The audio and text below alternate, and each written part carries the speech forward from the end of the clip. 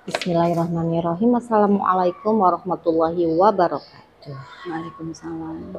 Alhamdulillah hari ini saya sudah berada di SMP Negeri 1 Cijenjing untuk melaksanakan pendampingan individu kelima untuk calon guru penggerak atas nama Ibu Rini Rudianti SPT.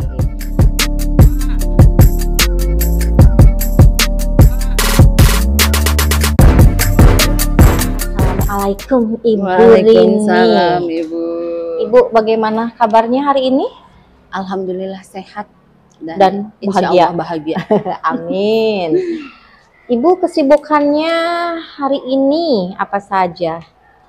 Iya, ngajar tentunya. Mengajar tentunya, mengajar Ibu. Dan ya rutinitas biasa. Rutinitas biasa ya. Oke, baik. Dan tentunya sesuai jadwal hari ini pendampingan individu kelima ya Ibu. Dan sebentar lagi PI berakhir, tinggal 1 kali nanti PI 6. Tapi mudah-mudahan semangat Ibu tetap terjaga. Jangan sebentar lagi sampai. Tapi harus lebih semangat ya Bu ya. Karena ini kita sebentar lagi ke garis finish. Iya, baik. Saya ingin tahu 1 bulan terakhir ini yang Ibu lakukan di PGP apa saja? Nah, 1 bulan terakhir ini kan kita berada pada modul 3 ya Betul. Bu. 3.1, 3.2 dan 3.3 itu yang lagi sedang ongoing sekarang 3.3. Nah, kegiatan yang dilakukan 1 bulan terakhir ini yang pertama sudah melaksanakan coaching dengan rekan sejawat. Waktu itu kita dengan 1 kelompok. Kemudian dengan rekan yang ada di sekolah, kita melakukan observasi kelas, ada kegiatan pra-observasi, dan nanti mungkin ada kegiatan pasca observasi. Nah, lalu mewawancarai kepala sekolah dengan berbagai keputusan yang bertanggung jawab, menggunakan langkah-langkah yang tepat untuk sebuah keputusan sebagai pemimpin, mewawancarai 2 kepala sekolah gitu. Kemudian ya observasi tadi sudah ya, itu mungkin yang 1 bulan terakhir. Baik. Dan tentunya tadi Ibu menyebutkan ada modul 3.1, 3.2, 3.3 ya. 3.1 itu tentang apa ya Bu? Nah Ibu, modul 3.1 itu pengambilan keputusan berbasis nilai-nilai kebajikan sebagai pemimpin, seperti itu Bu. Iya. Dan penerapan aksi nyata di modul 3.1 ini CGP tidak ditugaskan untuk melaporkan melalui LMS ya. Hanya saya ingin mendiskusikan pengalaman dan refleksi dari aksi nyata ini ya Bu ya.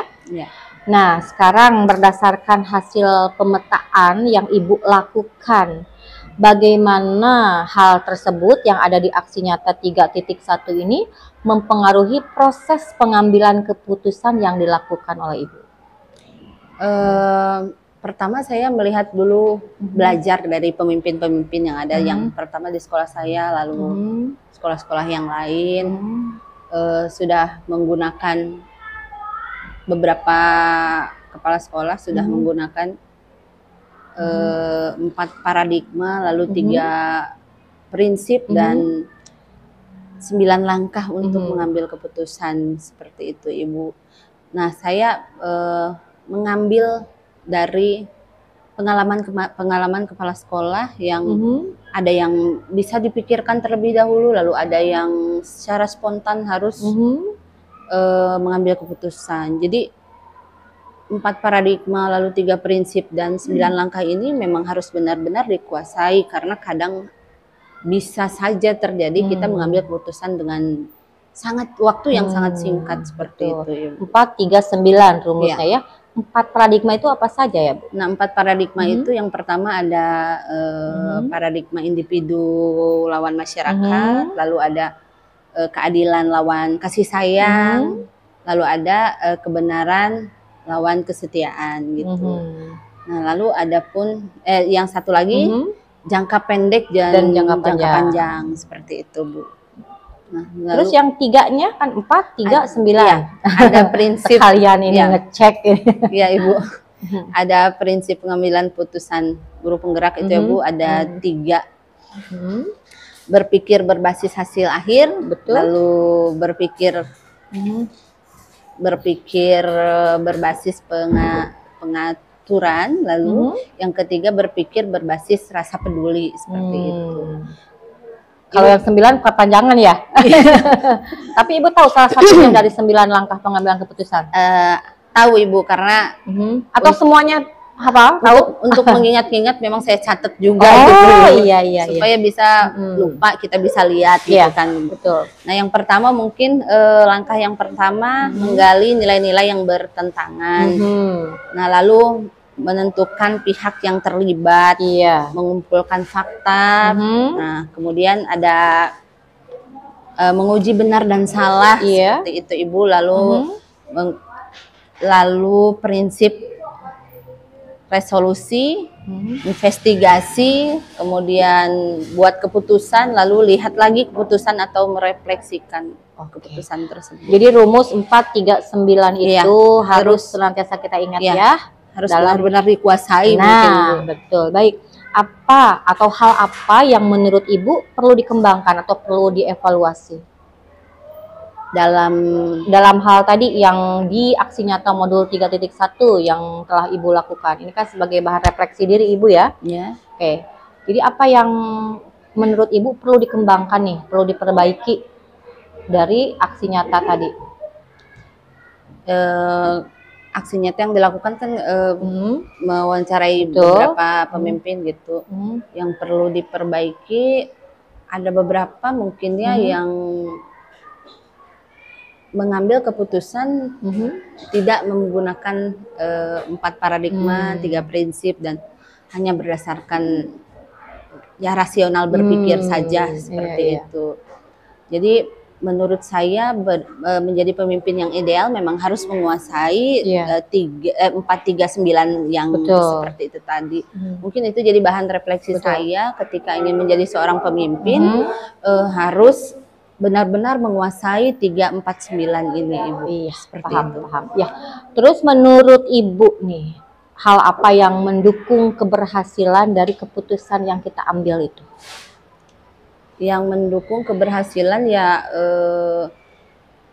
memang pertimbangan yang harus benar-benar matang, dan kembali lagi memang harus menguasai hal tersebut, jadi bisa mempertimbangkan baik buruknya mengacu dari 4 paradigma, 3 prinsip, dan 9 langkah itu. Nah, di modul 3 ini kan tentang pengambilan keputusan ya. Nah, tentunya kita akan berhadapan dengan materi ada dilema etika, bujukan moral, betul ya? Ya betul. Betul sekali Ibu, itu selalu saja ada dilema etika dan bujukan moral. Apa itu dilema etika, Bu? Dilema etika itu situasi di mana seorang harus memilih antara 2 pilihan secara moral, keduanya benar. Keduanya benar. Jadi benar versus benar. Iya. Terus yang satunya lagi bujukan moral? Situasi di mana seseorang harus menentukan keputusan antara benar atau salah gitu. Ya, jadi kalau ini benar salah. Kalau yang tadi dilema etika benar-benar, bujukan moral benar salah. Nah, saya ingin tanyakan, pernahkah Ibu mengalami hal ini baik sebelum PGP atau sekarang ketika PGP? Iya, sebelum PGP pernah, setelah PGP pernah, bahkan baru belakangan ini mengalami dilema etika itu dari kegiatan SWK. Nah, apa itu SWK? Seperti wisata kebangsaan seperti itu Bu. Nah, ini kan ada dilemanya antara yang bisa ikut dan yang tidak bisa ikut seperti itu ya Bu ya. Ya, jadi di sana kan ada misalnya bagaimana antara peserta didik yang bisa ikut dan menyikapi yang tidak bisa ikut ke sana dengan masalah biaya. Ya, ini apakah kegiatannya harus ditiadakan sementara yang banyak ikut banyak yang ikut daripada yang tidak. Lalu sementara yang tidak ikut ini apakah harus dibiayai setengah harga atau gimana, tapi konsep keadilannya tidak ada di sana. Ataukah, nah ini jadi dilema sekali gitu. Jadi akhirnya keputusannya apa? Itu kan kejadiannya baru-baru ini atau sebelum PGP? Baru-baru ini. Sementara belum ada keputusan. Karena belum ada keputusan. Ya. Makanya nanti mungkin akan dirapatkan kembali bagaimana baiknya. Ya, oke, baik. Saya cut dulu sebentar ya, maaf. Ya. Tadi kan ada program namanya SWK tadi ya. Terus ada salah satu anak yang tidak mau ikut itu, tidak bisa ikut karena terkendala biaya. Jadi pihak sekolah, panitia lah gitu ya. Apakah anak ini bayar setengah? Ya. Atau program ini ditiadakan? Iya. Gitu. Ya. Dan menurut Ibu ini termasuk ke dalam dilema etika gitu? Iya.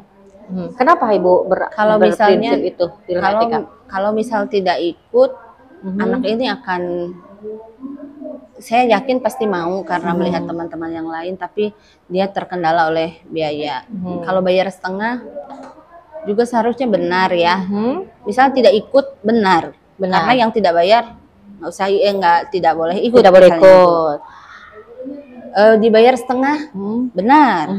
Karena mungkin mengurangi beban biaya. Iya, paham. Tapi di sana ada ketidakadilan seperti itu. Kalau yang ini bisa bayar setengah, yang lain mungkin paham, bisa bayar setengah. Ya, baik, itu tentang dilema etika ya. Ya. Bujukan moral. Mungkin Ibu pernah mengalami bujukan moral. Nilai rapot mungkin seperti gimana itu nilai rapot?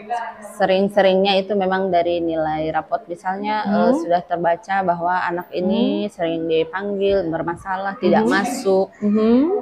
Tidak masuk dan sebagainya, lalu orang tuanya minta anak ini dikasih nilai seperti itu dengan berbagai macam imbalan seperti itu. Ya, nah, jadi kan benar, PS salah gitu.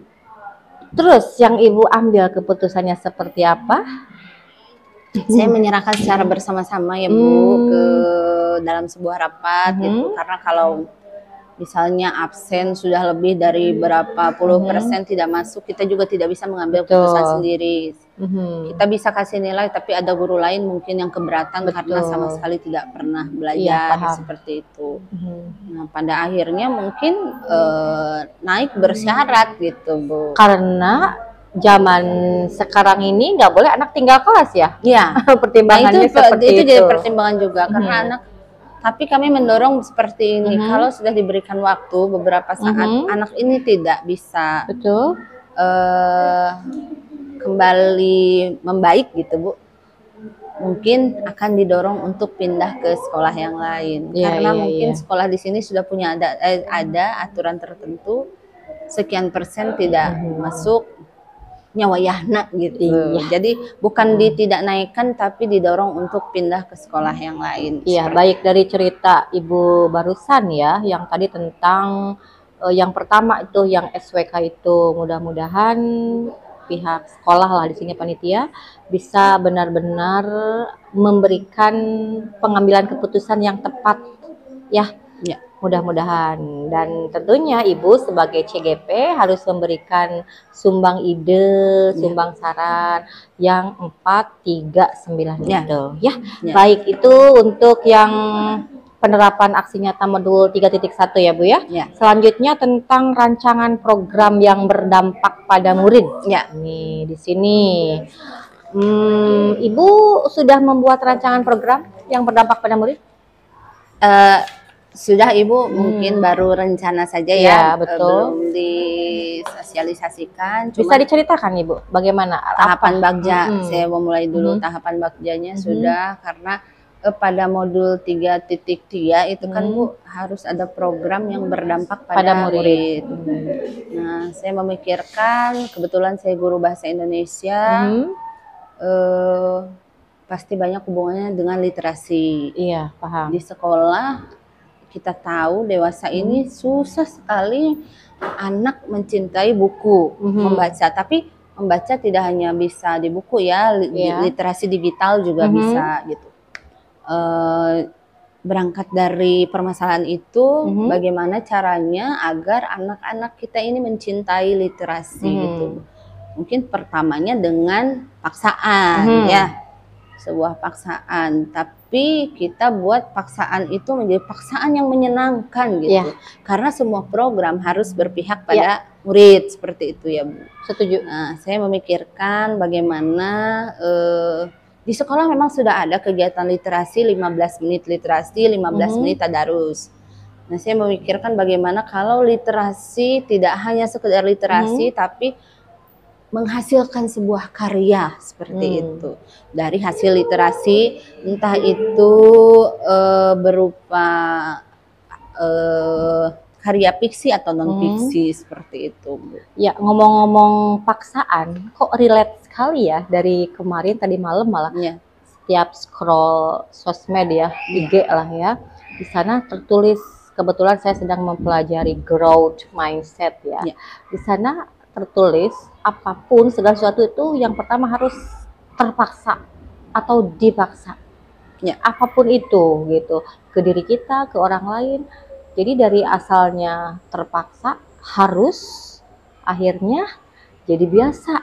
Dari biasa itu jadi bisa.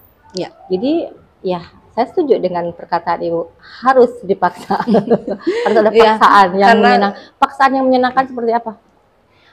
Paksaan yang menyenangkan, maksudnya di sini kita akan seling-selingan dengan, kan gini Bu, anak-anak sekarang ini kalau pekerjaannya mendapatkan hasil atau ada berbentuk karya gitu, sepertinya bangga saja gitu, bangga gitu.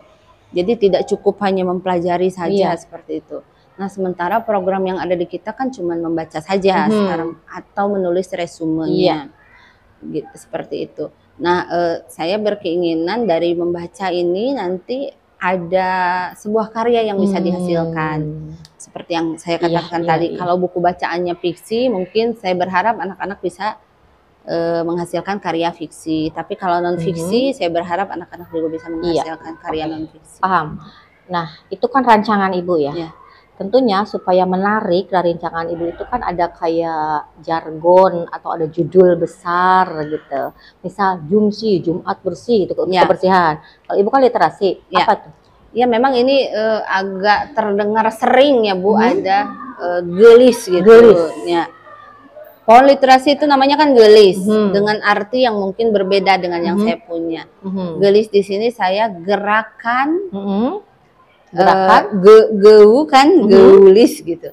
Gerakan utamakan literasi. Gerakan utamakan literasi. Karena Ibu sekarang sudah males banget gitu baca. Kadang-kadang bisa sampai, jangan gitu Bu, pada tugas aja ada yang nggak baca tugasnya, langsung nanya ini di gimana, padahal utamakan dulu literasinya, baca dulu yang benar gitu, artikan dulu. Berarti kan kemampuan literasi memang kurang gitu pada masa-masa kita ini gitu Bu. Oke, tadi kan rancangan Ibu nama programnya Gelis. Dukungan apa yang Ibu perlukan untuk menerapkan program Gelis ini? Dukungan yang pertama mungkin dari kepala sekolah ya Bu, lalu rekan-rekan sejawat yang bergerak di bidang bahasa Indonesia, kemudian juga wali kelas tentunya untuk menggerakkan peserta didiknya, kemudian guru-guru yang telah menghasilkan karya diharapkan bisa membantu untuk program saya ini, karena untuk percontohan seseorang yang sudah bisa menghasilkan sebuah buku seperti itu. Jadi program ini masih rancangan ya? Rancangan belum. Oke, baik. Tentunya kita harus berpikiran positif, tapi tetap saja tindakan preventif harus ada. Tentunya di depan, aduh bakal ada tantangan nih. Nah, kira-kira yang kebayang oleh Ibu, tantangan dalam melaksanakan program ini apa? Sudah pasti memacu semangat peserta didik untuk tertarik akan literasi tersebut dan membuat karya tersebut. Itu sudah pasti yang dibayangkan paling menantang, karena menurut saya kalau dari rekan sejawat, lalu kepala sekolah, guru-guru yang mumpuni di bidangnya itu sudah tidak ada kesulitan untuk berkolaborasi dan sangat welcome gitu pada kegiatan apapun yang guru-guru lain punya gitu. Tapi untuk yang paling susah digerakkan mungkin peserta ya, peserta didiknya. Terus apa yang akan Ibu lakukan untuk menghadapi tantangan itu? Pembiasaan. Memang sudah dari dulu mungkin ya dibiasakan di sini banyak literasi, kegiatan literasi, bahkan hari Jumat pun ada literasi yang langsung bercerita gitu, seperti redaton seperti itu. Mungkin awalnya dari situ, lalu mungkin promosi-promosi seperti memasukkan promosi ke info sekolah yang berupa video gitu, supaya ada ketertarikan dari peserta didik. Mudah-mudahan berjalan lancar ya Bu ya. Amin. Amin. Selanjutnya tentang perkembangan komunitas praktisi.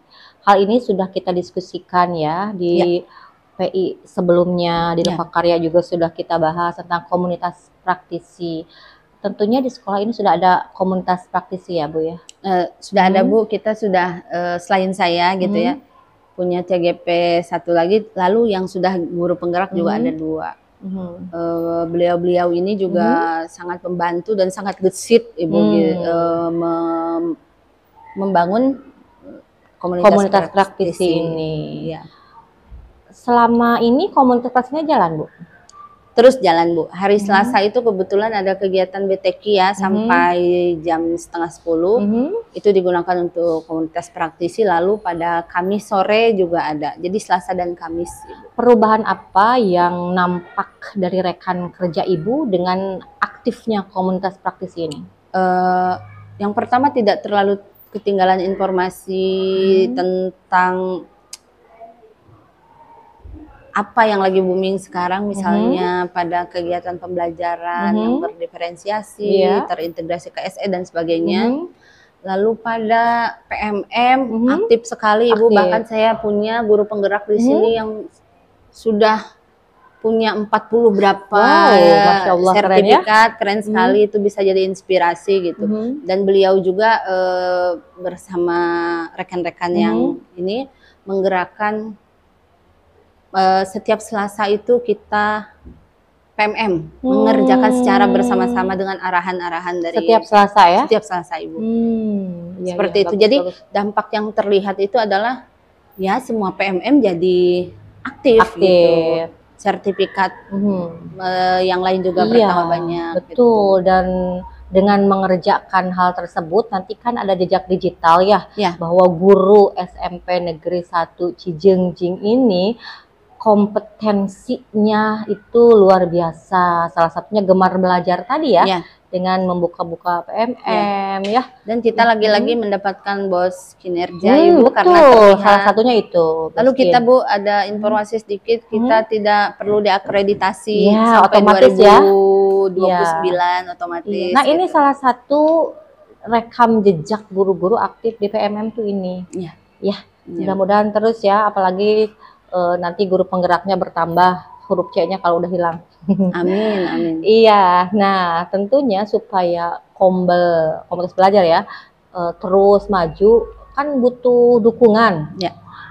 Siapa saja yang dibutuhkan Bu untuk supaya kombelnya berjalan dengan baik? Yang pertama mungkin ya penggeraknya ya, lalu izin dari kepala sekolah. Lalu pertama izin dari kepala sekolah, lalu penggeraknya. Kita punya 2 GP dan 2 CGP gitu.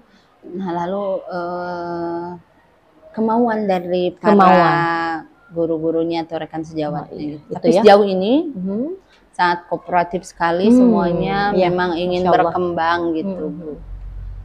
Oke, itu tentang komunitas praktisi. Setelah ini nanti kita akan melihat dialog pasca observasi ya Ibu. Dan selanjutnya saya ingin tahu nih, setelah Ibu menjalani PGP yang sudah hampir 5 bulan ini ya Bu ya, yang materi-materi itu banyak sekali kan. Nah yang Ibu pahami betul-betul, yang Ibu kuasai betul-betul, materi yang mana? berdiferensiasi dan terintegrasi KSE. Mungkin saya sudah didesain oleh Allah untuk menjadi seorang pemimpin pembelajaran di kelas gitu. Iya. Jadi itu yang Jadi memang paling dikuasai ya. yang paling melekat hebat di saya memang itu, Ibu. Pembelajaran berdiferensiasi yang terintegrasi KSE. KSE. Terus materi apa yang masih membingungkan Ibu dan ingin dipelajari lebih dalam? Tentang kepemimpinan ya Bu. Yang saya rasa mungkin yang pertama memang harus ada motivasi dari diri terlebih dahulu, bahwa semua ilmu mungkin didapat, tidak ada yang tidak bermanfaat gitu ya, tidak ada yang mubazir. Nah sekarang saya sedang dalam fase memacu diri bahwa ya materi itu penting gitu, karena saya merasa kalau materi itu tidak penting, jadi saya kurang mempelajarinya gitu. Itu di modul 3.1 mungkin agak kurang ya. Saya mempelajari ya tadi yang 4 prinsip, 439 itu ya. 39 itu gitu Bu. Ya, sementara itu kan harus benar-benar dikuasai oleh seorang pemimpin. Betul.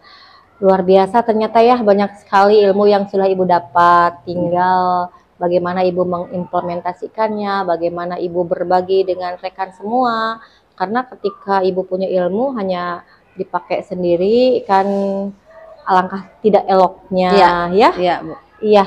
Dan saya ingin mengingatkan ke Ibu selaku CGP untuk menyebarkan, mengumpulkan dan menginput survei tentang kompetensi guru penggerak itu nanti di PI 6. Ya, tapi harus persiapan dari sekarang.